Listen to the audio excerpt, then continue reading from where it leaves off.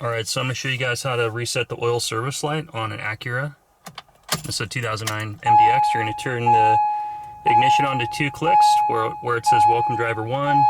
It's going to say Service B1 Due. And so you're going to hit the select. Actually, you're going to hit the information up to get to where you see outside temperature, and then you're going to hit the select button until you get to the oil, and then you're going to hold the select reset button for about 10 seconds.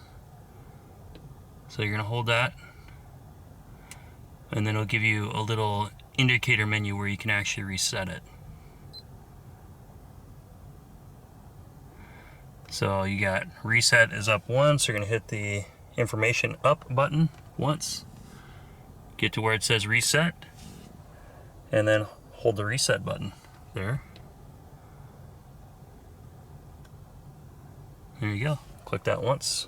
There you go. So oil life 100%. Simple as that. Thanks for watching, and we'll see you next video.